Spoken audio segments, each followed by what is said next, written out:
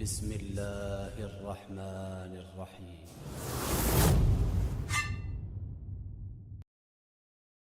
خب الشرطية المتصلة اللزومية عند شرطية قضية شرطية متصلة وشرطية منفصلة بولندا وهنا الشرطية متصلة نوزة اللزومية واتفاقية بولندا عند اسم demek biz şu şartıya muttasila lüzumiye ge kiriş yapız. Tarif şunu böyle ki lüzumiye bir zahir yani ko'ryapsizlar yani nomi nuqtai nazardan yani u zohir bir lüzumi degani yani lozim bo'lgan bir-birini lozim tutadigan degan ma'noda al ittifaqiya tasodifiy degani ittifoq tasodif yani hech qanday bir bog'liqliksiz tasodifan degan ma'no. Shuning uchun lug'aviy ma'nolarga bunaqangi chuqurlashmaymiz. Ta'rif shunday bo'ladiki, shartiyya muttasiya al-luzumiyya deymiz qachonki إذا كان الحكم بوقوع الاتصال أو بلا وقوع الاتصال لعلاقة اقتضت هذا الحكم فهي شرطية متصلة لزومية. Agar hukm ittisolni vuqusi ga bo'ladigan bo'lsa, ya'ni bog'lanishlikni voqe bo'lganligiga hukm yo'inki bog'lanishlikni voqe bo'lmaganligiga hukm, o'sha hukm taqozo qilgan bir aloqa uchun bo'lsa agar, ya'ni hukm bor orada va shu hukm ya'ni bir-biriga bir qodiyani boshqa qodiyaga bog'lanishligini voqe bo'lishligi yoki voqe bo'lmasligiga bo'lgan hukm. Ya'ni biri mujibada, ikkinchisi salibada. Lekin o'sha hukmni keltirib chiqargan narsa aloqa. Ya'ni qandaydir bir aloqa bor. Mana shunaqangi aloqa bo'lsa agar bu qodiyani shartiyya muttasila luzumiyya deyiladi. Endi aloqa nima? Wal alaqatu imma al-'illiyatu ka'an yakuna al-muqaddim 'illatan lit-tali. Aloqa yo'inki illiyat bo'ladi. Illiyat degani ya'ni illat bo'lishligi. Bir narsani boshqa narsaga illat bo'lishligi, sabab bo'lishligi. Masalan, muqaddim taliga illat bo'lmoqligiga o'xshash. Ya'ni birinchi kelayotgan qodiya ikkinchisiga sabab bo'ladi. Masalan, siz so'zingizga o'xshashki, in kanati shamsu tali'atan fa naharu mavjud.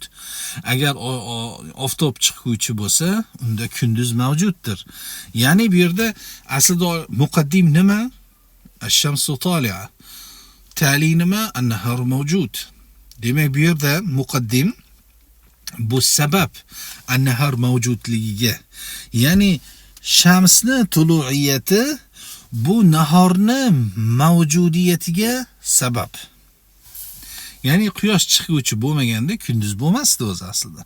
Ya'ni muqaddim sabab bo'lyapti nahor mavjud bo'lishligiga. Au bilaks, yoki aks bo'lishi mumkin. Masalan aytsaki, in kana an-naharu mavjudan fa-shamsu tali'atun. Bunaqa aytsa ham bo'laveradi. Ya'ni kunduz mavjud bo'ladigan bo'lsa, demak quyosh chiquvchidir. Ya'ni bundoq qarasangiz kunduz bor, yorug' hamma yer, demak quyosh chiquvchi degan narsa bo'ladi. Bu yerda teskari bo'lyapti. Ya'ni muqaddim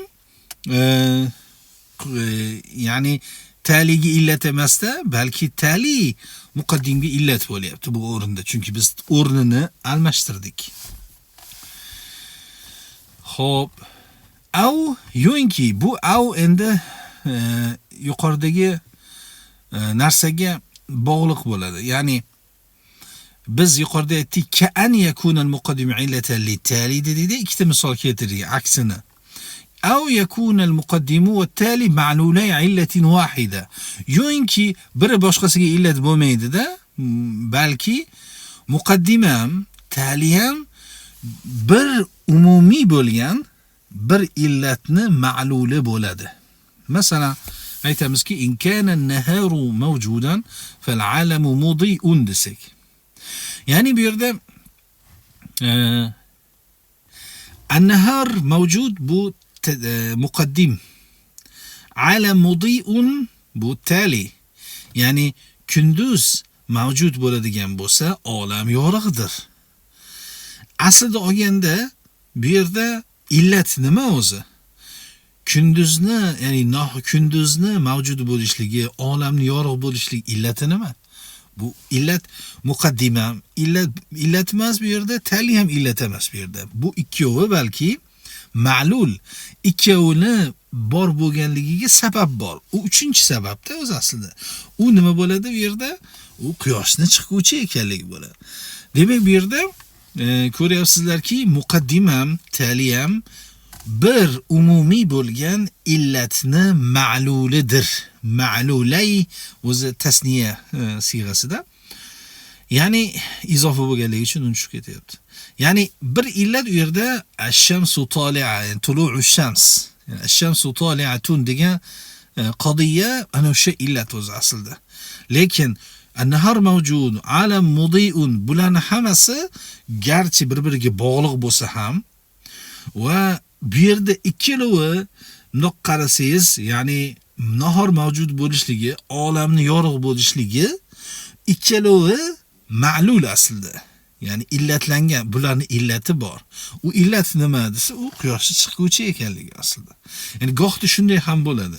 Ya'ni bog'lanishlik, bu yerdagi aloqani turlarini tushuntirib beryaptilar. Demak, birinchi turi illiyat ekan, u ikkiga bo'linar ekan, biri boshqasiga illat bo'lishligi. Bu narsa o'rnini o'zgartirib kelishi ham mumkin ekan. Ikkinchisi, ikkalovi ham, ya'ni qodiyani ikkita bo'lagi ham boshqa bir narsaga illat bo'ladi. Ya'ni boshqa narsa bilan illatlangan bo'ladi. Illati sababi boshqa narsa bo'ladi. Ya'ni mana shu ham aloqa, ya'ni ikkalovi ham bog'lanishligida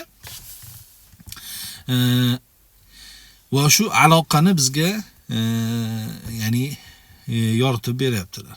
Va imma tadoyuf, yo'inki endi mana bu yerda atf bo'ladi, illiyaga atf bo'ladi. Ya'ni aloqa yo illiyat dedik, buni tanishib chiqdik. Tamom, illiyatning ikkita turini. Va yo'inki illiyat emasda at-tadoyuf bo'lar ekan aloqa. Tadoyuf degani bir-biriga bog'lanishlik degani, bir-biriga nisbatlanishlik degani. وهو كون الشيئين بحيث يلزم من تعقل أحدهما تعقل الآخر. تضايف degani u ikki narsani shunday holatda bo'lishligiki, shunday darajada bo'lishligiki, birini aqllashlikdan, birini tafakkur qilishlikdan boshqasini aqllashlik lozim keladi. Shunaqangi darajada. Masalan, otalik va bolalikka o'xshash. Mesela otalik dese al-ubuva yo'al bunuva, o'g'illik. Mesela siz so'zingizga o'xshashki, in kana Zaydun aba Amrin fa Amrun ibnuhu desak, mesela. Agar Zayd Amirning otasi bo'lsa, unda Amir uning o'g'lidir. To'g'rimi? Mana bu yerdagi nima aloqa bu ikkita qodiya? Ya'ni Zaydun Abu Amrin degan qodiya, ikkinchisi Amrun ibnu Zaydin degani masalan. Bu alohida qodiya. Ya'ni ikkita qodiyani bir qilyapmiz va qodiyani qodiya shartiya, muttasila va yana luzumiya qilyapmiz.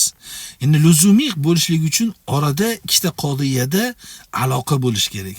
Bu hukmni keltirib chiqargan aloqa bo'lish kerak aslida olganda. Demak, bu yerda biza in kana Zaydun aba Amrin, agar Zayd Amirning otasi bo'lsa, Amir uning o'g'lidir. Bu yerdagi aloqa tadoyuf aloqasidir. Chunki Zaydni otaligini biz o'ylaydigan bo'lsak, o'z-o'zidan avtomatichki Amirni uni o'g'li ekanligi lozim bo'ladi. Ya'ni yalzamu min ta'aqquli ahadihima ta'aqqulul akhar. Ya'ni birini o'ylasangiz, ikkinchisi kelib chiqadi o'z-o'zidan. Bu narsa faqatgina bu otalik, bolalik emas, bunaqangi narsalar juda ko'p aslida olganda. Va bu tadoyuf deyiladi bu narsa. Ya'ni bir narsani o'ylasangiz, ikkinchisi kelib chiqadigan bo'lsa, bu aloqani tadoyuf aloqasi deyilar ekan. ومثال السالبة المتصلة اللزومية ليس إن كانت الشمس طالعة فالليل موجود. Bu endi salibaga misol bo'ladi, bu ham zohir. Keyingisi ash-shartiyatul muttasila al-ittifaqiyya. ما كان الحكم فيها بوقوع الاتصال أو بلا وقوع الاتصال لا لعلاقة اقتضت هذا الحكم بل لمجرد الاتفاق. يعني شرطية متصلة اتفاقية. اتفاق يعني اتفاق البته ittifoqqa bir ma'nosi kelishishlik degan ma'noda. Misol uchun masalan al-ittihad as-sufiyati deganda ham o'sha ittifoq sobiq ittifoq masalan davlatlari deyiladi. Ittifoq o'zbek tilida ittifoq degan ma'no ya'ni shu birlashish, biror bir narsaga kelishish degan ma'nosi. Ikkinchi ma'nosi ko'pincha masalan nisbat bilan yoki ittifoqo deyiladi. Bu o'zbek tilida ham bor. Ittifoqo men o'z do'stimni ko'chada ko'rib qoldim deysiz masalan. Bu tasodifan degan ma'noda bo'ladi. O'zbek tilida ham bu eski o'zbek tilida ko'p ishlatilgan bu narsa.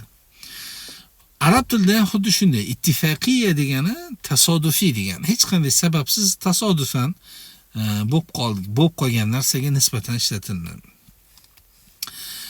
Xo'p, endi ittifaqiya shartiya muttasila qodiya shunday qodiyaki hukm unda ittisolni voqe bo'lganligiga bo'lgan hukm yo'inki ittisolni voqe bo'lmaganligiga bo'lgan hukm u bir aloqa uchun bo'lmaydi. La li alaqatin iqtatat hada al-hukma o'sha hukmni taqozo qilgan, keltirib chiqargan bir aloqa uchun bo'lmaydi. Balki nima uchun bo'ladi? Li mujarradil ittifoq. Ya'ni ittifoqni o'zi uchun, ya'ni ittifoq tasodifni o'zi uchun bo'ladi. Shunday kelib qolgan, ya'ni hech qanday aloqasiz kelib qolgan. Masalan, siz so'zingizga o'xshashki, in kana al-insanu natiqan fal-himaru nahiqun. Agar inson notiq bo'lsa, eshak nohiqdir, ya'ni hangraguvchidir degani. Ya'ni biz insonni notiqlik bilan hukm qilyapmiz. Lekin keyingi kelayotgan qodiya bog'liqmi shunga? Misol qarasangiz, insonni notiqiyatiga himorni nohiqiyati bog'liqmi? Yo'q. Aloqa bormi? Yo'q. Demak, bu yerda ittifoqo kelgan bu narsa, shuning uchun bu narsani shartiya muttasila ittifaqiya deyiladi. Al-ittifaq bi ma'na at-tasaduf, لأنه لا علاقة بين ناطقية الإنسان وناهقية الحمار. Bu narsani tushuntirdik. Xo'p, keyingisi al-qadiyatul munfasila al-haqiqiyya. Qadiya munfasila haqiqiyya. Ya'ni qadiya munfasila bu muttasilani sherigi.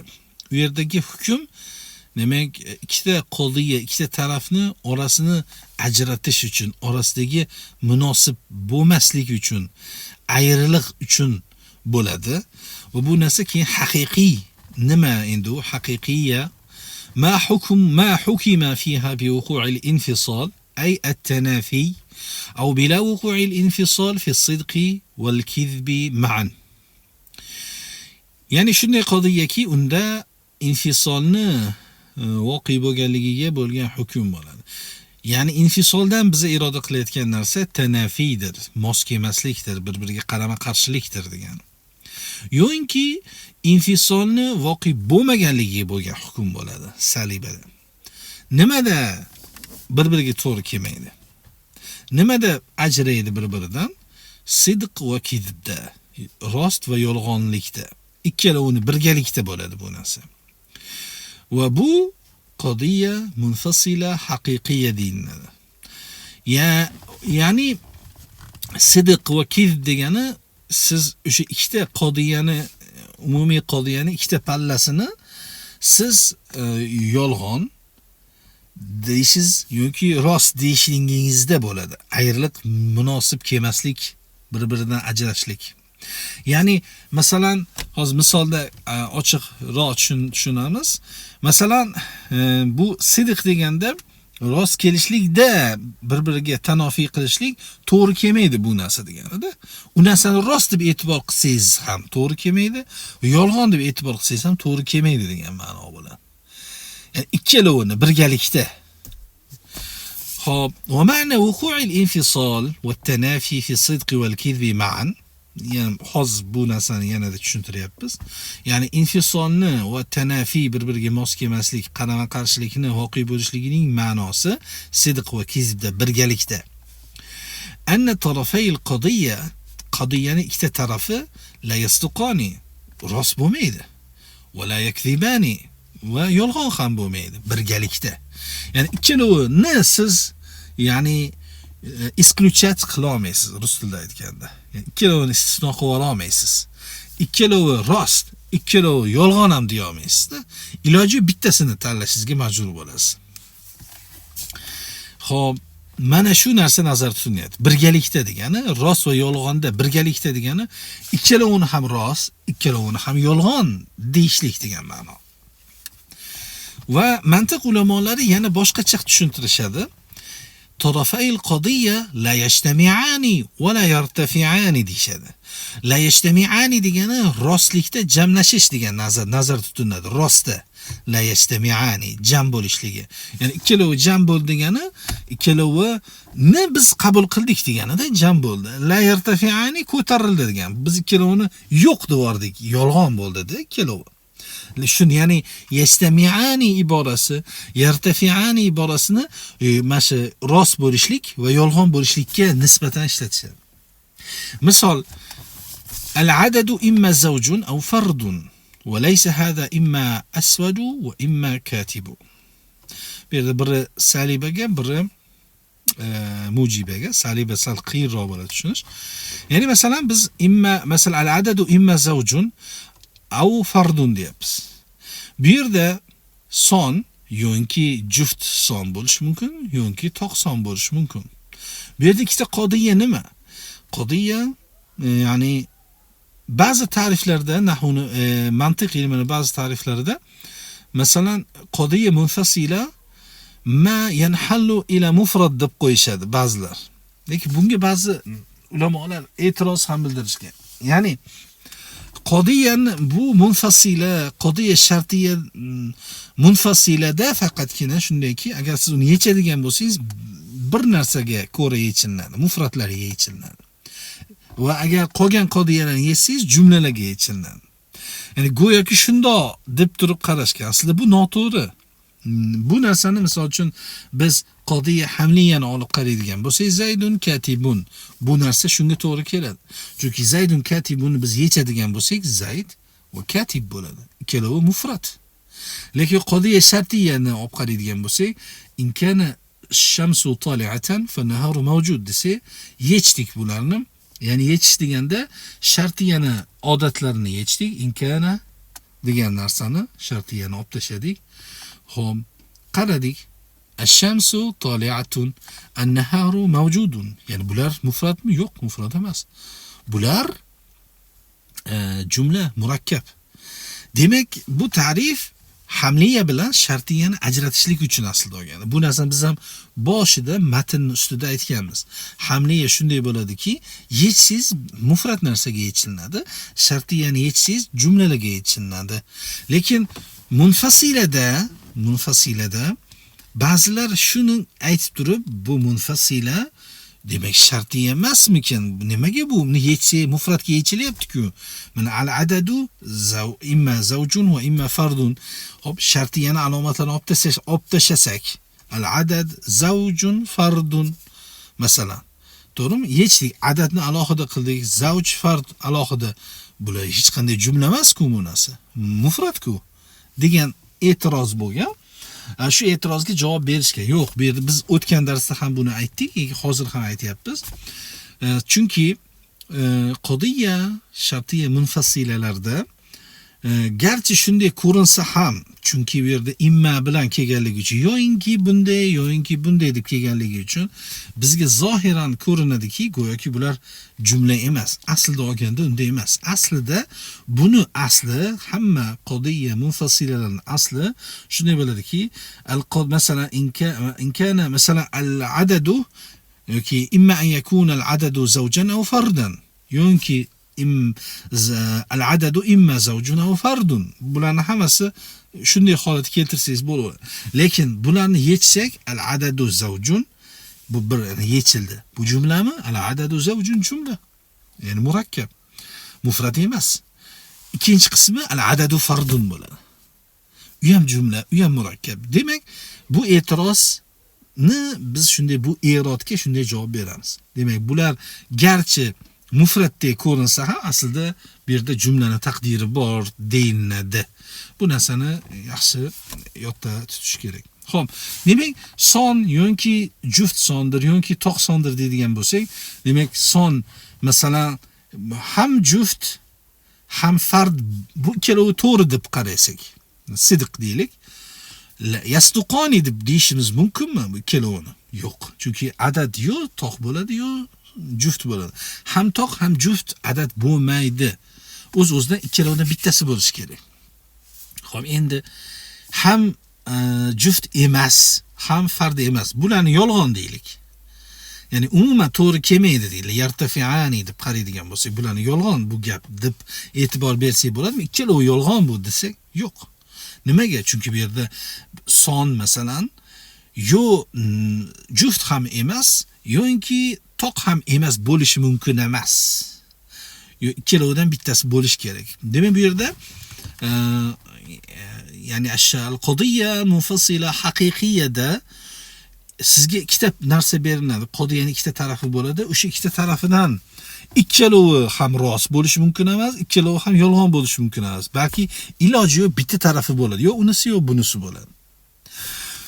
Xo'p, mana shu qodiyani yana mani'atul jam'i wal khuluvi ma'an deyiladi. Ya'ni mani'atul jam degani jam bo'lishligi man bo'lgan, jamdan iroda qilingan ikkalovi rost bo'lishligi, xoli bo'lishligi degani ikkalovi ham yolg'on bo'lishligi man bo'lgan degani. Birgalikda. Ya'ni ikkalovi ham rost, ham yolg'on bo'lishligi man qilingan qodiya degani. Bu uni yana bir nomi ekan.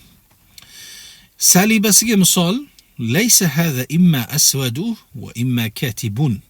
Bu narsa yo'inki qora emas, yo'inki yozuvchi ham emas desak. Mana bu yerda buni tushunish sal qiyinroq bo'ladi. Shuning uchun ham masalan Imom Asiruddin o'zlarining matnlarida bunga misol keltirmaganlar. Faqatgina mujibasiga misol keltirganlar, lekin sizlar baribir shunga o'rganishinglar kerak, sekin-sekin. Shuning uchun biz bu yerda keltirdik. Demak, bir narsaga siz ishora qilib aytasiz, bu qora ham emas deyapsiz, yozuvchi ham emas deyapsiz. Li'annahu laysa baynahuma tanafi la fi sidqi va la fil kizb. Endi demak, salibada shunday bo'ladiki, tanofiyni la vuqusiga bo'lgan hukm bo'ladi. La vuqusiga bo'lgan hukm bo'ladi. Ya'ni haligi munosib kelmasligini bo'lmaganligiga hukm qilinadi. Masalan, bu yerda qarasangiz bir narsani ham qora ham yozuvchi bo'lishligi, bu yerda tanofiy bormi sidqda? Sidqda tanofiy yo'q. Yolg'onda bormi tanofiy? Ya'ni sidq degan ikkalovi to'g'ri kelishi mumkin. Bir narsa ham qora, ham yozuvchi bo'lishligi mumkinmi? Bo'lishi mumkin. Afrikalik bir inson qora, ham yozuvchi ham bo'lishi mumkin aslida olganda. Demak, bu narsa ikkalovi to'g'ri kelyapti va ikkalovini to'g'ri kelishligida tanofiy yo'q. Shunga hukm qilyapmiz. Tamam. Endi ikkalovi yolg'on deyishimiz mumkinmi? Masalan, mana shu aytayotgan narsam ikkalovi ham bo'lmaydi deyishimiz mumkinmi bu yerda? Bo'lishi mumkin. Chunki masalan faraz qiling, biz bir narsaga ishora qilyapmiz-da, o'sha narsa qora yoki yozuvchi deyapmiz. Endi shularning ikkalovini biz yolg'on deyishimiz mumkin, chunki u narsa oq va masalan yozuvchi emasda, masalan ishchi bo'lishi mumkin. To'g'rimi? Ya'ni mumkin bu narsalar. La wala fil kizb, çünkü bir yerde demek yolg'onda ham tanofiy yo'q ekan. Yolg'onda ham tanofiy yo'q. İz yejuzu ijtima'uhuma kama yejuzu irtifa'uhuma. Bularning ikkaloni rost bo'lishi ham mumkin, ikkaloni yolg'on bo'lishi ham mumkin. Demek mana bu o'sha qodiya munfasila haqiqiya salibasiga misol bo'ladi. Buni o'tirib ozgina do'ppini yechib, ko'k choy ichib, o'ylab o'zingizlar ham misol topishga harakat qilinglar. Xo'p. وتسمى هذه القضية منعة الجمع والخلو معا. منعة الجمع والخلو معا لأن طرفي القضية لا يجتمعان ولا يرتفعان كما yaftariqani kama zakarna. Hop. Bu yerda mana biz ikkita narsani aytyapmiz. Atayin yartafi'ani degan so'z kelgan. Ijtama'a yartafi'ani. Ya'ni va gohida yaftariqani ham deyiladi. Ya'ni jamlashlik va tarqalishlik degan narsa. Ba'zida jamlashlik va ko'tarilish ham ishlatishadi. Farqi yo'q. Shuning uchun hozir iyoda yartafi'ani, bu yerda yaftariqani deyapmiz. Lug'a, ya'ni mantiq kitoblarida ikkalovi ham ishlatiladi. Ikkalovi ham keladi. Demak, shu narsani bilishinglar kerak. Maqsad yajtami'anidan ikkalovi rost bo'lishligi, yaftariqani yoki yartafi'anidan maqsad yolg'on bo'lishligi. Go'yoki jamladi degan narsamiz ikkita qodiyani tarafini biz jamlab qabul qildik. Ko'tarilib ketdi yoki ajrab ketdi degani biz uni olmadik, yolg'on dedik degan ma'no bo'ladi. Xo'p. Keyingi qodiyani turi al-qodiyatul munfasilatu mani'atul jam'i faqat. Qodiya munfasila mani'atul jam'i faqat ekan. ما حكم فيها بوقوع الانفصال والتنافي أو بلا وقوع الانفصال والتنافي في الصدق فقط. Yani shunday qodiyaki unda infisolni, ajrashlik va tanafi bir-biriga to'g'ri kelmaslik yoki qarama-qarshilikni voqea bo'lganligiga bo'lgan hukm bo'ladi. Yoki ajrashlik va to'g'ri mos kelmaslikni voqea bo'lmaganligiga hukm bo'ladi, faqatgina sidqda. Ya'ni ular faqatgina rost tarafida, yolg'onda emas. Yolg'onda ular to'g'ri kelib keturishi mumkin. Ya'ni طرفي القضية لا يصدقان فقط. Yani qodiyani ikkita tarafi rost bo'lmaydi faqat. Yani rostda faqatgina nima ekan? Rost bo'lmaydi. Rostda bir-biriga qarama-qarshi bo'ladi degani. Ma'a jawazi kizbihima. Ularning ikkalovini yolg'on deyishligimiz mumkin bo'lib qoladi. Yani rostda biz u narsa tanofi bor deymizda, lekin yolg'onda to'g'ri kelmaslik degan narsa bo'lmaydi. Ya'ni la yajtami'ani faqat va yaftariqani. Ular jamlashmaydi. Ular ya'ni to'g'ri deb qabul qila olmaymiz, lekin yaftariqani, ular yolg'on desa bo'laveradi unga. Ya'ni ular yolg'onda bir-biriga qarama-qarshi bo'lmaydi. Qarama-qarshilik degan narsa bo'lmaydi. Masalan, hada shay'u imma hajarun aw shajarun desak, bu narsa yoki toshdir yoki daraxtdir desak, mana o'zingizlar tasavvur qilinglar. Ya'ni bir narsaga biz ishora qilyapmiz-da, bu narsa yoki tosh yoki daraxt deyapmiz. Xo'p, bu yerda ikkalovi bo'lishi mumkinmi bir narsa? Ya'ni bo'lishi mumkinmi degani rost bo'lishi mumkinmi? O'sha narsa rost, sidqda ikkita jihat jamlanishligi mumkinmi? Ya'ni masalan bir narsani ham tosh bo'lishligi ayni paytda ham daraxt bo'lishligi mumkinmi? Yo'q. Demak, bu la yastuqonini ma'nosi bo'ladi. Yoki boshqacha aytganda, ya'ni at-tanafi fi sidq, ya'ni rostlikda bir-biriga mos kelmaslik degan narsa bo'ladi. Tushunarlimi? Demak, bir narsa ayni paytda rost bo'lishi mumkin emas, ham tosh bo'lishligi va ham daraxt bo'lishligi. Lekin farazan bir narsani tosh ham emas, daraxt ham emas bo'lishi mumkinmi? Bo'lishi mumkin.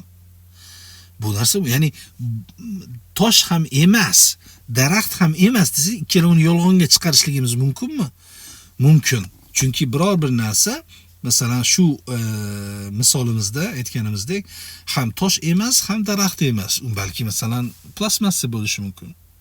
To'g'rimi? U plastmassa ham daraxt emas, ham tosh emas masalan. Yoki boshqa hayvon bo'lishi mumkin. Ya'ni bu durust narsa. Ya'ni biz ikkalovini yolg'on desak bo'ladi, chunki bu to'g'ri bo'ladi. Bu yerda hech qanaqa qarama-qarshilik bo'lmaydi. Mana shu narsa demak faqatgina sidqda tanofi bor deyiladi. Mana shu narsani mani'atul jam' deyiladi. Ya'ni jamni faqatgina ikkita narsani rost bo'lishligida jamlanishligini man qiladi. Xo'p, salibaga misol, laysa imma an yakuna hadha shay'u la hajaran va la shajarandir. Ya'ni bu yerda Biz aytyapmizki, bu narsa daraxt ham emas, tosh ham emas desak, hop, bu yerdagi tanofiy moniyatul jam', ya'ni faqatgina rost bo'lishligi mumkin emas deyapmiz, to'g'rimi? Ya'ni biz agar aytadigan bo'lsakki, bu narsani ikkalovi, ya'ni la hajar va la shajarni biz faqatgina sidiqda tanofiy bor deyapmiz. Faqat sidiqda. Bu degani ya'ni kezib mumkin deganida. Sidiq degani biz masalan faraz qiling, bir narsa ham tosh emas, ham daraxt ham emas. Bo'lishi mumkinmi bu narsa? Bo'lishi mumkin. Hali aytganimizdek, plastmassa u daraxt ham emas, tosh ham emas. Inson daraxt ham emas, u tosh ham emas. Demak, bular nima bo'layapti? Faqatgina sidiqda shu narsa voqea bo'layapti xolos. Ya'ni biz sidiqda bu tanofiy voqea bo'layapti deymiz xolos. Va shuning uchun ham bu yerda mani'atul jam' deyilishligi sababi bu yerda sidiqni faqatgina man qiladi. Ya'ni sidiqni degani biz agar bu yerda bu narsa rostmi desak, rost bo'ladi. Ya'ni ikkalovi bo'lishligi mumkin bu narsani. Lekin kezibda bo'lmaydi. Chunki bu narsa ikkalovini yolg'on deydigan bo'lsak, bir narsani tosh ham emas, daraxt ham emas desak, bir narsani tosh degan bo'lamiz va boshqa narsani daraxt bo'lamiz. Ya'ni tosh ham emas, daraxt ham emas desak, bu narsa noto'g'ri deydigan bo'lsak, o'sha narsa ham tosh, ham daraxt bo'lib qoladi, ikkita pallasi. Kezib deganda shu narsa nazarda tutiladi. Yo bu noto'g'ri deydigan bo'lsak, unda bu gap o'zi noto'g'ri desak agar, yolg'on deb qabul qiladigan bo'lsak, unda bir narsani ham tosh bo'lib qolishligi, ham daraxt bo'lib qolishligi lozim bo'ladi. Shuning uchun ham biz faqatgina sidiqda tanofiy bor va sidiq mumkin, lekin kezib mumkin emas degan narsa bo'ladi. Chunki masalan yuqoridagi misolni o'zida ham hada shay imma hajarun aw shajarun desak, bu narsa bizni yor rost deya olmaslikda, rostlikda qabul qila olmasdik. Chunki bir narsa ham daraxt, ham tosh bo'lishi mumkin emasda. Jamla bo'lmaydi bu narsani. Ya'ni ikkalo ha deb turib biz bu narsa ham ayni paytda ham tosh, ham daraxt deya olmaymiz. Chunki bir-biriga ikkita qarama-qarshi bo'lgan narsani. Shuning uchun ham bu maniyatul jam', rost bo'lishligi, jam'da iroda qilingan narsa rost bo'lishligi man qilingan narsa. Lekin yolg'on bo'lishligi mumkin. Faqatgina bu yerda ham xuddi shundayda, salibasida agar biz bu narsani rost desak, ya'ni bu narsa la hajar la shajar deb qabul qila olamizmi? Qabul qilamiz. Lekin yolg'onchi, yolg'on qila olmaymiz qabul. Demak, bu o'sha salibada shuni teskarisi bo'lar ekan. Ya'ni osonroq tushunishlik uchun shunday bo'ladiki, nafyut tanafi bo'ladi. Ya'ni salibalarda sidiqqa o'zidagina nafyut tanafi bo'ladi. Ya'ni rost deb qabul qilgan holatimizda bir-biriga to'g'ri kelmaslik yo'q bo'ladi. Biz chunki nafiy salibada u. Endi kezibda esa tanofiy qoladi. Bu ham shuda mani'atul jama ekanligini ma'nosi shunda. Tushunarlimi? Chunki biz aytdik, tarifga qaraydigan bo'lsak, ma hukima fiha bi vuqu'il infisal va tanafi deyapmiz, yoki bila vuqu'il infisal va tanafi. Shuning uchun bu yerda vuqu'ul infisal va tanafi bu mujibada la vuqu' bilan hukm qilinadi. Faqat sidiqqa o'zida-da, la vuqu' bilan. Ya'ni rostlikda voqea bo'lmaganlik bilan o'sha tanofiy va qarama-qarshilikni voqea bo'lmasligiga hukm qilinadi. Masalan, siz bir narsa tosh ham emas, daraxt ham emas desangiz, sidiqda bu narsani to'g'ri degan variantni o'zida faqatgina biz nima qilamiz? Ya'ni tanofiy va infisolni nafisiga hukm qilamiz. Shuning uchun ham masalan sidiq deganda bu yerda rost variantni biz qabul qila olamiz-da. Bu yerda la hajar to'g'rimi? La shajar bo'lishligi mumkinmi bir narsani? Mumkin degan narsa bo'ladi-da u narsa. Sidiqda biz qabul qila olamiz faqat, lekin kezibda qabul qila olmaymiz. Lekin mujibada esa shuni teskarisi. Unda biza ham faqat sidiqda holat sidiq haqida bo'ladi unda ham. Masalan, lekin agar biz solishtiradigan bo'lsak, zohir bo'ladi. Ya'ni masalan, hada shay imma hajarun aw shajarun desak, bir narsani ya'ni ham tosh bo'lishligi va ham daraxt bo'lishligini rost bo'lishligi mumkin emas bo'lib qoladi. Chunki u yoqda biz bivuqu'il infisol va tanafi. U yerda tanofini voqea bo'lganligiga hukm qilamiz. Ikkinchi misolda voqea bo'lmaganligiga hukm qilamiz. Shuning uchun ham bu yerda faqatgina shu sidiq haqida ketyapti. Ya'ni birinchisida sidiq rost mumkin emas. Ikkinchisida faqat rost mumkin bo'lib qoladi-da. Lekin yolg'on mumkin yolg'on to'g'ri bo'lmaydi.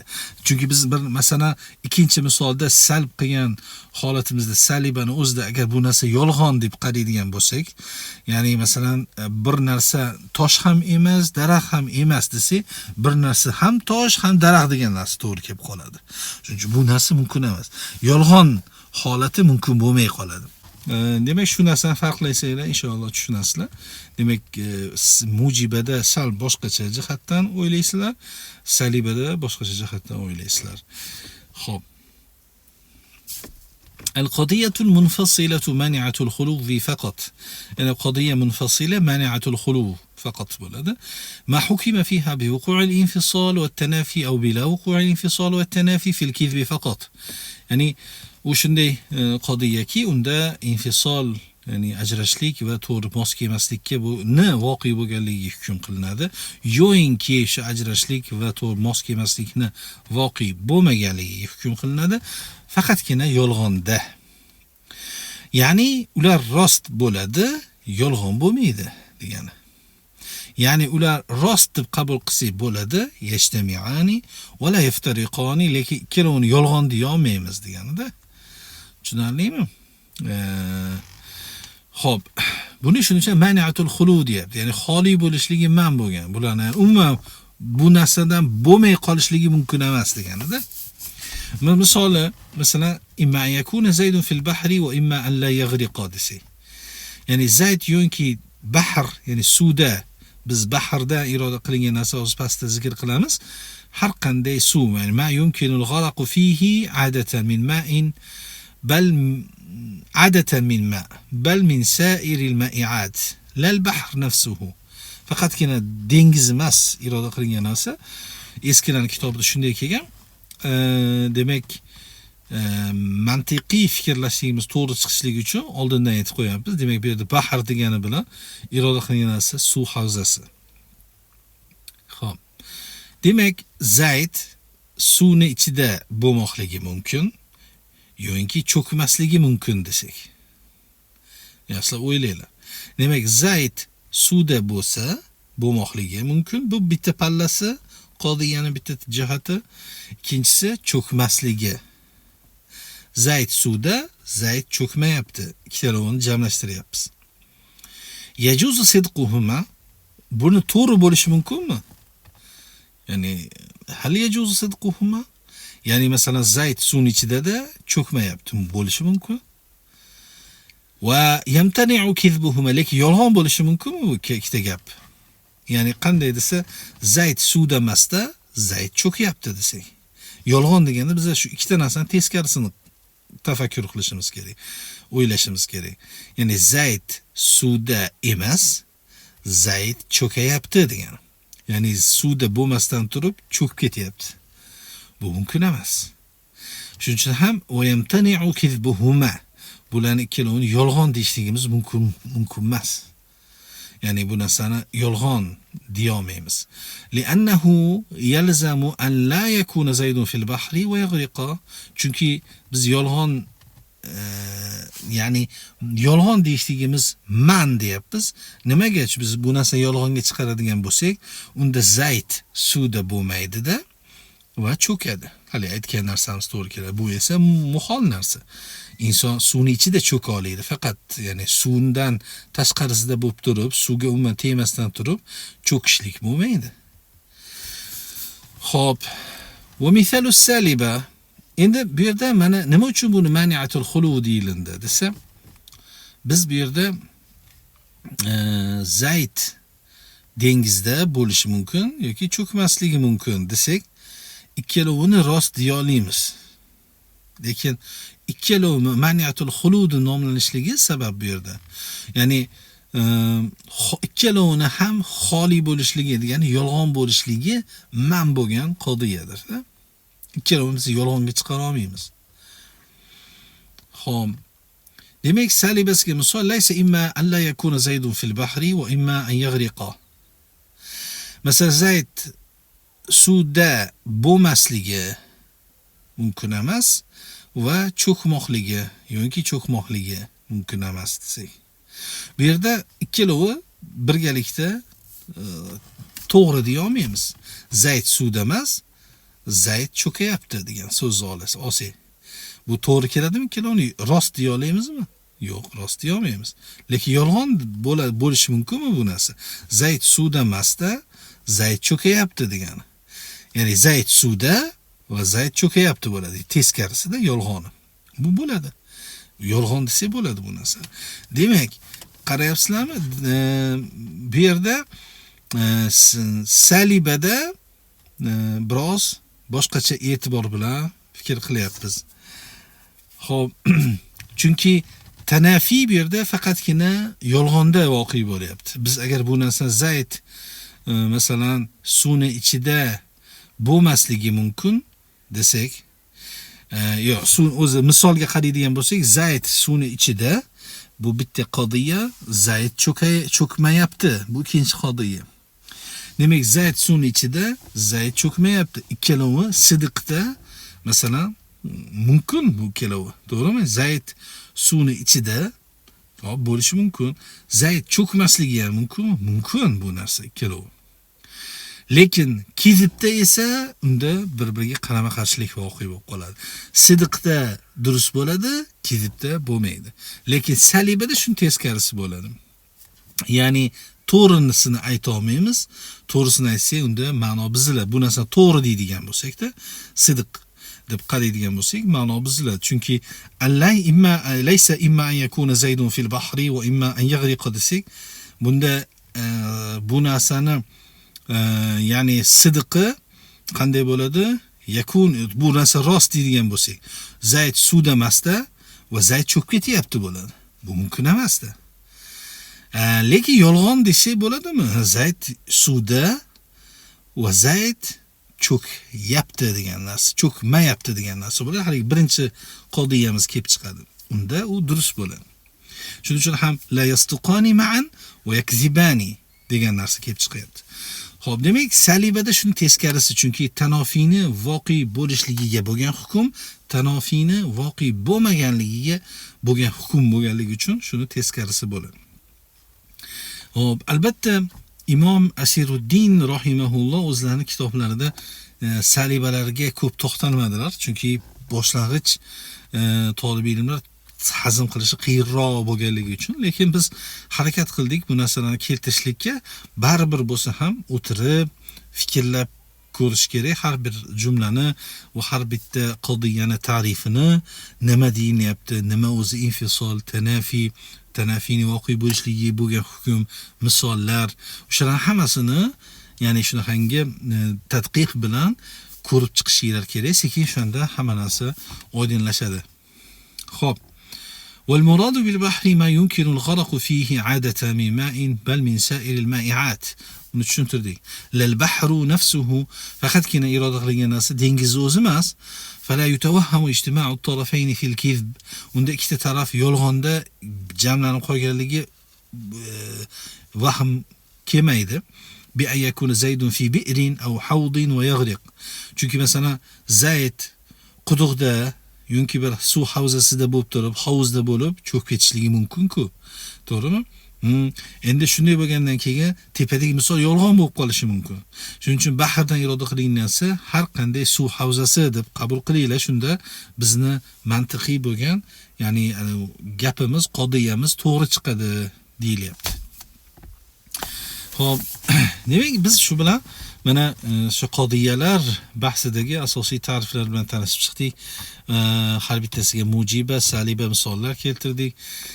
Ta'riflar iloji boricha sodda, osonroq qilib keltirishga harakat qilindi. Sizlar bu ta'riflarning hammasini yaxshi yodlashinglar kerak. Iloji bo'lsa har qandaydir biletlar qilib, boshqa qilib o'zaro bu narsani mashq qilish kerak. Yod bo'lmasa qiyin. Bu narsani yodlash kerak. Yodlab, har bitta istilohlarni yodlab, shunda tushunasizlar o'z-o'zidan. Boshida sal qiyin bo'ladi, lekin harakat qilish kerak. Xususan hozirgi zamonda talab ilmlar juda ham ko'p, ya'ni kam kitob o'qishadi. Shuning uchun ham biroz oldingi zamon talab ilmlaridagi emas. Oldingi zamon talab ilmlar unaqangi o'yin kulgiga kamroq, lekin ko'proq fikrlashlikka, kitob ustida ko'proq vaqt o'tkazishgan. Shuning uchun demak, hozirgi haqiqiy ilm o'qiyman degan talabalarga bizni nasihatimiz ko'proq kitob ustida vaqt o'tkazish kerak. Biror bir narsada fikrni tarkizlashtirib, ko'proq fikr yuritishni o'rganish kerak inson. Zotan fikr yuritishlik bu aslida olganda ibodat. Alloh subhanahu va taoloni yaratib qo'ygan narsalarni ustida fikr yuritishlik bu albatta ibodat. Lekin bu narsa qilishlik hozirgi zamon yoshlar uchun juda ham qiyin bo'lib boryapti, chunki hozirgi paytdagi bu media va mana bu gadjetlarni ta'siri, salbiy ta'siri shunday bo'lyaptiki, ko'p yoshlar unaqangi uzoq fikrlash yoki o'zini o'sha fikrini markazlashtirish ga juda ham qiynalyapti. Hatto shunaqangi masalan hozir psixiatriyada, psixologiyada shunaqangi alohida istilohlar qabul qilingan. Defitsit, konsentratsiya, vнимание deb qo'yadi rus tilida. Ya'ni o'sha o'zini fikrini va umuman markazlashtirishligini yetishmovchiligi. Ya'ni o'zi fikr yuritayotganda bir narsaga fikrini bir nuqtaga to'xtab o'sha narsada fikrlashlik yetishmovchiligi bor. Ya'ni chunki hamma narsa tez, mana lentalar, reelslarni ko'raverib shunaqa holatga kelib qolyapti. Ya'ni masalan fikr yuritish juda ham qiyin. Shuning uchun ham adabiy kitoblarni, har xil masalan ilmiy yoki adabiy klassik kitoblarni umuman o'qiy olmayapti hozirgi yoshlar. Sababi chunki u yerda o'tirib siz vaqt bitta narsada fikr yuritib o'qishingiz kerak-da. U narsa qiyin. Chunki ular telefonni oladi, telefonni haligi reelslarni, har xil tez videolarni, qisqa har xil ahmoqona bo'lgan videolarni ko'rib, miya ham fikrlashlik salohiyatidan sekin to'xtab boryapti. Bu narsa, ya'ni hozirgi ulamolar, hozirgi tibbiyot ulamolari bu narsani isbotlashdi ham aslida olganda. Ya'ni bu narsaning zararini. Chunki aqlni, inson aqlini bir narsa haqida fikr yuritib, uni xulosa chiqarishlik uchun muayyan vaqt kerak o'zi aslida olganda. Agar siz masalan bir videoni ko'rsangizda, o'sha narsa haqida miya xulosa qilishlik uchun oradan kamida, ya'ni bir yarim soatcha vaqt o'tish kerak o'zi aslida. 20 minutlar mana shunaqa deyishgan. Lekin shu narsa bo'lmasa agar, masalan siz bir videoni ko'rdingiz, u informatsiya, miya o'sha narsani informatsiya shaklida qabul qiladi. Siz o'sha narsani hali tugatmasdan, miya hali o'zining xulosasini chiqarmasdan turib, siz birdan keyingisini yoqishni boshlaysiz, o'z-o'zidan o'tkazasiz. Miya uni o'ylashni boshlaydi. Endi o'ylayman deganda siz yana ikkinchisini o'tkazasiz, o'z-o'zidan tugaydi. Chunki shunday qisqa videolar. Natijada nima bo'ladi? Miya sarosimaga tushadi o'z-o'zidan. Va oxiri foydasi yo'q ekan deydi. Mana shu o'ylashlik, xulosa chiqarishlik xususiyatini o'chiradi. O'z-o'zidan bu narsa yo'qotadi. Va bu narsa ko'p, ya'ni shuna tajribalardan o'tkazishdi bu narsani, optlar qilishdi insonlarda. Ya'ni ko'p insonlarni olib turib, muayyan bir darajada shunaqangi qisqa videolar berib kuzatishgan. Juda ham qo'rqinchli natijalar. Ya'ni miya salohiyati juda ham masalan prosent holatida aytadigan bo'lsak, foiz bilan aytadigan bo'lsak, ya'ni 70%, 80% ga o'zining salohiyatini qisqa muddatda yo'qotgan. Ya'ni bu jiddiy narsalar, bu narsalar aslida olganda.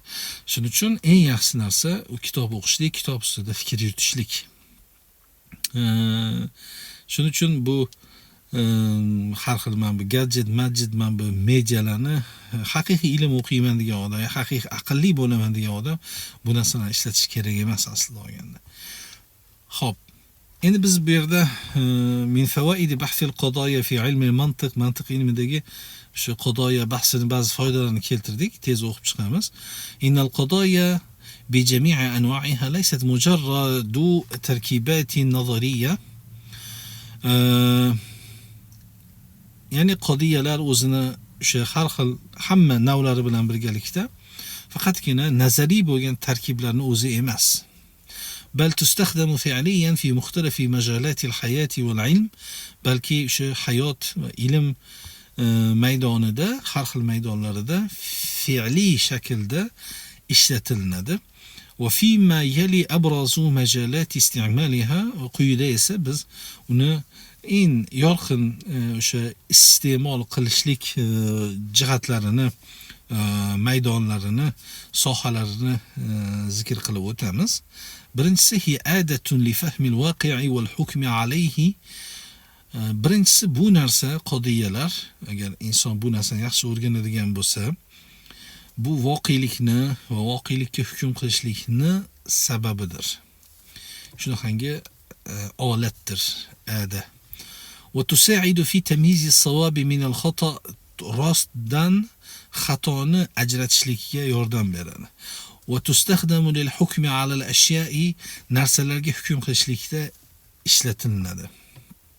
Hal hiya mavjuda, o'sha narsa bormi, sahihmi, mumkinmi, muholmi? Mana bu narsalarning hammasi qodiyalar orqali yechilinadi aslida.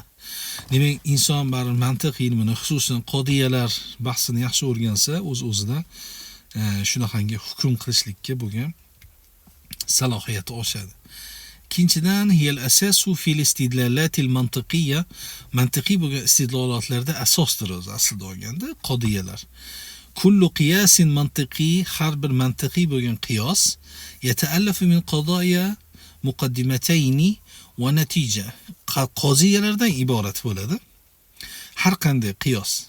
Ya'ni masalan biz aytdik, munozara qilish paytida siz mushrik odam bilan, kofir odam bilan munozara qiladigan bo'lsangiz, iloji shu qodiyalarni ishlatasiz. Har bitta siz sekin savollar berasiz, o'z-o'zidan qodiyalarni to'g'ri agar keltiradigan bo'lsangiz, natija siz aytgan narsa bo'ladi. Natija to'g'ri chiqadi o'z-o'zidan. Shuning uchun ham har qanday qiyosda, mantiqiy bo'lgan qiyosda bu qodiyalardan tarkib topadi. Va yana u yerda ikkita muqaddima bo'ladi va natija bo'ladi. Masalan, eng mashhur aqida kitoblarida ko'p keltiriladi.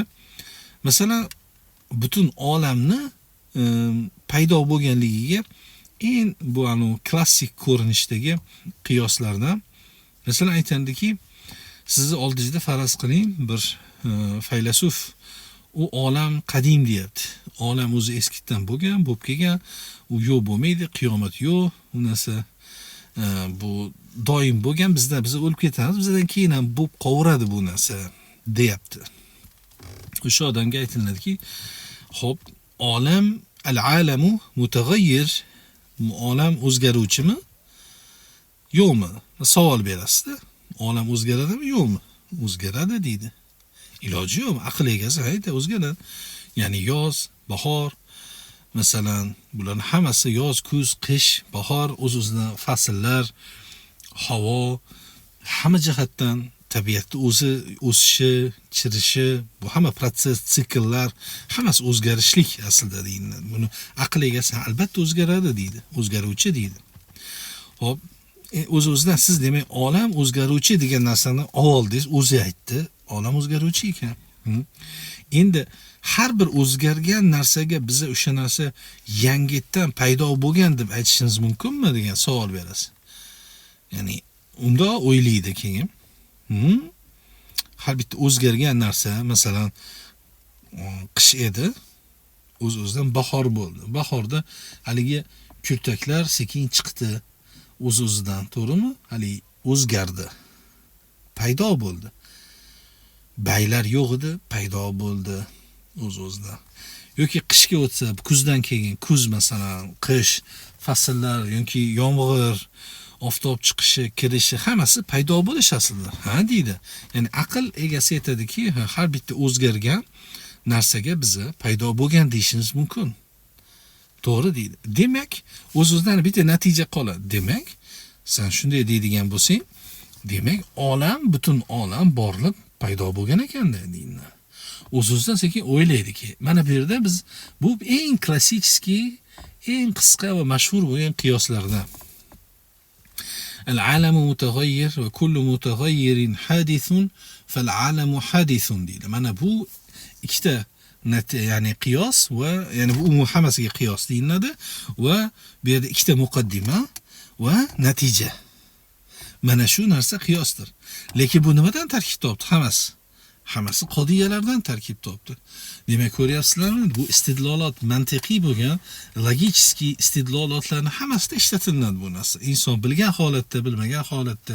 Masalan, mantiqqa qarshi bo'lgan insonlar ham o'zi bilmagan holatda iloji yo'q shu mantiq qoidasini ishlatishadi. Masalan, siz bozorga tushsangiz, bunday qaraysiz, bozorda misol uchun meva olmoqchisiz deylik. Meva olayotgan paytingizda nech puldan? Hop, bu 10 so'm kilosi deyapti. Ne qarasizda ichida chiriganlari bor ekan masalan. Bu chiriganlar ko'p ekanmi deydi. Chiriganlar ko'p ekanmi deyapti sotuvchi. Unday bo'ladigan bo'lsa, narxini azroq tushiring deysiz. Mana bu hammasi ko'ryapsiz, qodiyalar o'z-o'zidan natijaga olib kelyapsiz-da. Siz xohlagan narxini tushirishlik natijasiga. Ya'ni agar seni mevalaring hammasi yaxshi bo'lganda, sen aytgan narxni olardim, lekin seni mevalaring ichida chiriganlar ko'p ekan, demak, chirigani ko'p bo'lganligi uchun narxini arzon qilib ber. Mana bu ham mantiq aslida olganda. Bu narsani hamma ishlatadi. Demak, bu qodiyalar shunaqangi mantiqiy bo'lgan istidlolotlarda juda ham ko'p ishlatiladi. Bidunil qadaya la yumkinu bina'ul burhan va tafnid. Demak, qodiyalarsiz burhonni bino qilishlik mumkin emas. Burhon, ya'ni masalan, munozarada ishlatiladigan narsa biz inshaalloh mantiq oxirida ham keladi. Ya'ni siz masalan hujjatlardan hisoblanadi. Ya'ni masalan siz bir narsaga hujjat keltirasiz. Ya'ni hujjatni keltirishlik uchun ham mantiq kerak, ya'ni qodiyalar kerak. Qodiyalarsiz bo'lmaydi. Biz Qur'onni haqligi to'g'risida aytdik. Allohning borligi to'g'risida aytdik ko'pincha. Ya'ni bu misol uchun shu holatlarda iloji yo'q qodiyalarni ishlatiladi. Biz Qur'oni Karimni haqligini isbotlashligimiz uchun qodiyalarni sekin-sekin olib kelishimiz kerak. Qodiyalar shunday olib kelishimiz kerakki, haligi natija Qur'onning haqligiga kelib chiqadi. Ya'ni mana shu narsa iloji yo'q. Bu hujjat masalasida yoki kimdir sizga da'vo qildi. Siz uni da'volarini sindirib, siz boshqa bitta hujjatli keltirishingiz kerak, iloji yo'q. Mana shuni tafnid deyiladi. Aslida qandaydir munozaradagi da'voni sindirishlikni qarshi. Ya'ni siz xasimingiz sizga iddao qilgan narsani sindirishligini tafnid deyiladi o'zi aslida olganda. Demak, bu burhon hujjat keltirishda ham, raddiya qilishlikda ham qandaydir sizga o'zicha hujjat keltirdi, o'sha narsani siz rad qilishingiz uchun ham qodiyalar kerak. Qodiyalarsiz bo'lmaydi. Uchinchisi tanzimul fikr va dabtuhu. Demak, fikrni tanzimi va dabti. Taj'alul fikra mundabitan ghayra fawdawiyyin. Ya'ni fikrni mundabit qiladi, ya'ni qoidaviy bir tartibli qiladi. Fawdaviy qilmaydi. Fawdaviy ya'ni xaotichniy degan rus tilida, ya'ni xaos, ya'ni tartibsiz shaklda. Ba'zi insonlar agar ne gaplashsangiz, ko'pincha hozirgi yoshlar shunday, bunday gaplashsangiz, ya'ni o'zi aytayotgan narsani yaxshi chuqur tagiga yetmagan bo'ladi va shuning uchun ham fikrlari hammasi soyti, ya'ni bir tartibli fikrlarni ifoda qila olmaydi. Bu agar ozgina din bu qandaydir kitobchalarni o'qib olgan bo'lsa, bo'ldi, tamom, o'zicha aqlli, masalan, lekin baribir masalaga chuqur yonlashmaganligi uchun fikrni, ya'ni tartibli shaklda olib kelmaydi, balki tartibsiz bo'ladi. O'zi fikrlashligi ham noto'g'ri bo'lganligi uchun fikrni sizga ifoda qilishda ham tartibsizlik his qilasiz, ya'ni sezasiz. Tamna'ul wuqu'a fi tanaqud va tanoqudga tushishlikdan man qiladi. Ya'ni agar siz qodiyalarni yaxshi bilmasangiz, o'z-o'zidan siz tanoquzga tushib qoladi. Tanoquz degani противоречие rus tilida, ya'ni qarama-qarshilik. Siz o'zingiz aytgan gapingizga o'zingiz teskari kelib qolasiz.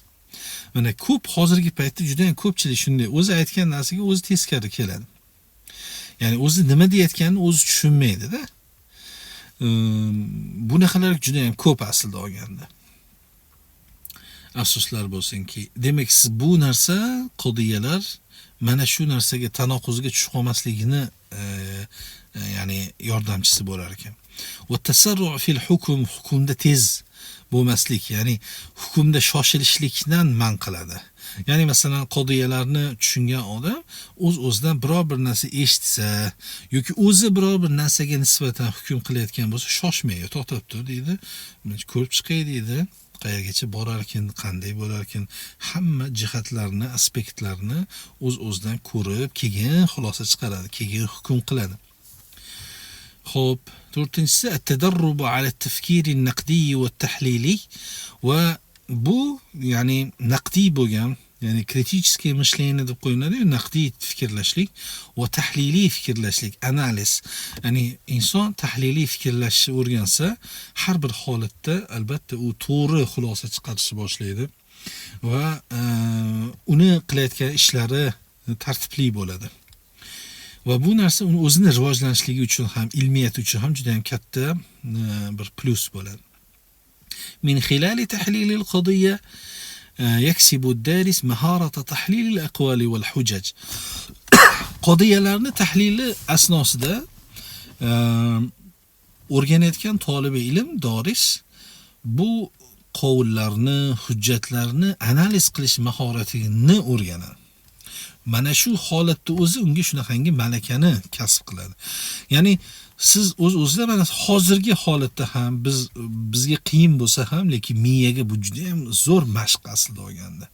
Ya'ni sizlar qancha qiyin kitoblarni o'qisanglar, shuncha sizni miya faoliyati, sizlarning intellektinglar, aqliy salohiyatinglar, zakovatinglar o'sib boradi aslida olganda.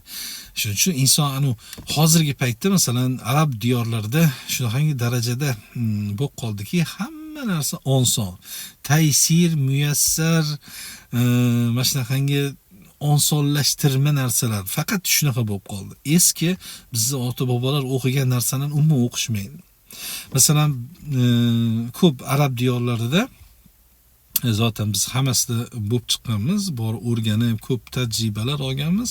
Masalan, o'sha juda ham ko'p o'quv muassasalarida, madrasa, universitetlarda o'sha ta'limlar yengilroq bo'lsin deb faqat shu taysir, osonlashtirma narsalar.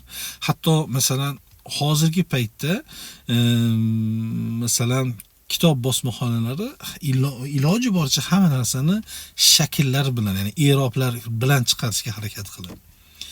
Masalan, ta'limlarni ham kuzatganmiz, maktabalarga kirsa, bu mushakkali yo'qmi deydi kitoblarni. Ya'ni iborasi ko'rsatilgan, ana zezavarlari ko'rsatilgan tayyori yo'qmi deyshadi. Ana eski u tosh bosmalar, ana matbaa hajariyalarni u o'qishni aytmay qo'yavering masalan. Shunaqangi holatga tushib qolgan, ya'ni shunchalik dangasa bo'lib qolgan. Sababi nimaga? Chunki o'rganib qoladi-da inson. Yengil narsa, masalan, bu xuddi jismoniy mashqlarni olib qaraydigan bo'lsak ham, masalan, tibbiyotda shunaqangi ibora bor, atrofiya degan narsa bor. Agar masalan muayyan muskullarni, mushaklarni siz ishlatmasangiz, atrofirovаться deyiladi. O'sha atrofiya holatiga tushadi. Ya'ni u degani nima degani? Ya'ni o'lishni boshlaydi. Ishlatmaganingizdan keyin sekin-sekin o'lib, shu narsa yo'q bo'ladi. Umuman ishlamay qoladi-da. Shuning uchun iloji boricha inson hamma mushaklarni ishlatib turishi kerak. Shu atrofirovаться qilmasligi uchun deyiladi. Bu xuddi shu narsa aqlga ham tegishli. Aqlni siz qancha nagruzkada bersangiz, qiyin narsalarni o'qitib, shunga o'rgatursangiz, aql salohiyati o'z-o'zidan ochilib boraveradi o'zi aslida olganda. Xo'p, shuning uchun biz oddiy masalan talabalarni mantiq ilmini va qodiyalarni tahlilini o'rganishni o'zi juda ham katta narsa. O'rganishni o'zi o'rganib chiqqan talib bilan umuman bu narsani o'qimagan talib orasida yer bilan osmondek farq bo'ladi. 5-si izalatul lubsi val g'umud, ya'ni ishtiboh bir charkashliklarni ketkazadi. Tuvaddihul farqa bayna ma huwa mumkinun va wajibun va mustahilun va tu'inu ala tamyizi bayna adh-dhanni wal yaqin. Ya'ni bu nima mumkin, vojib, mustahil narsalar va zon bilan yaqin orasidagi farqni ajratishlikka yordam beradi. Mana shu narsalarning hammasi ya'ni qodiyalar shu narsalarni o'rgatadi. 6-si i'anatun ala al-hiwar wal jadal al-ilmi.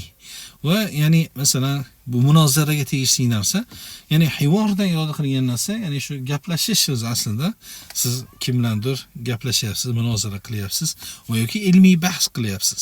Mana shu narsada yordamchi bo'ladi. Qodiyalarni yaxshi bilsangiz, uni gapini tahlil qilib, qanday aytayapti, nima deyapti, bu gapidan keyingi xulosa nima bo'ladi? O'sha narsaga sekin-sekin o'zingiz ya'ni raddi fe'l qilasiz. Bu yerda masalan ikkita narsa bor. Masalan ko'p tillarda bor bu narsa. Masalan reagировать deydi rus tilida. Reagировать bir narsa bo'ldi, siz o'sha narsaga reaksiya ko'rsatishligingiz aslida. Reagировать. Lekin ya'ni masalan yoki siz hali hech narsa bo'lmadi-da, siz o'zingiz reaksiyani boshlaysiz. Ya'ni shu ikkita narsa bor-da bu yerda. Ya'ni masalan siz gaplashayotgan paytda ham sizga nisbatan nimadir aytib turib, keyin siz o'shanga raddi fe'l qilishingiz mumkin. Ya'ni raddi qovul qilishingiz mumkin. Ya'ni siz o'sha narsaga nisbatan siz reaksiya bildirasiz o'zi. Ijobiy yo salbiy. Yo'inki u hech narsa demaydi, siz gapni boshlaysiz. Demak, ikkita holatda ham demak u yerda qodiyalar muhim ya'ni rol o'ynaydi. تستعمل في المناظرات مناظرة işletiladi والرد على الشبهات وتمكن من بناء حجج محكمة mahkam bo'lgan hujjatlarni bino qilishda sizga yordamchi bo'ladi. Va raddil aqwalil batila batila bo'lgan qovullarni rad qilishlikda, masalan mubtadiylar bo'lsin, har xil oqim bo'lsin, mana shu narsalar o'sha munozara paytida juda ham qo'l keladi. Madxalun li fahmil ulumil ukhra, boshqa ilmlarga kirishlikka bir madxal bo'ladi. Ya'ni kirish bir deboji hisoblanadi. Nimaga? Chunki bu narsalar tusta'malu fil fiqhi wal kalami va usulil fiqhi va ulumir riyodiyati wal falsafa. Mana shu hamma narsalarda ishlatiladi bu narsalar, qodiyalar. Masalan, usul fiqhda ham biror bir narsani tushunishlikda hammasida shu mantiqiy qodiyalar ishlatiladi aslida olganda. Garchi masalan mantiqiy istilohlarni aytmasa ham, lekin uslub xuddi shu mantiqiy bo'ladi. Biz usul fiqhda ham. Shuning uchun aqida kitoblarida ham masalan ko'p raddiyalarni agar o'rgansanglar, eski firqalar bo'lsin yoki hozirgilarga bo'lgan raddiyalar bo'lsa, iloji yo'q mantiq uslubida siz raddiya qilishingiz kerak. Boshqacha uslub imkoni yo'q. Xo'p. Demak, shu bilan biz hozir qisqacha shu qodiyalarga tegishli bo'lgan bir muzakkira bilan tanishib chiqdik. Va inshaalloh endi o'sha matnni davom ettirib o'sha tanoqud bobidan boshlaymiz inshaalloh robbil alamin.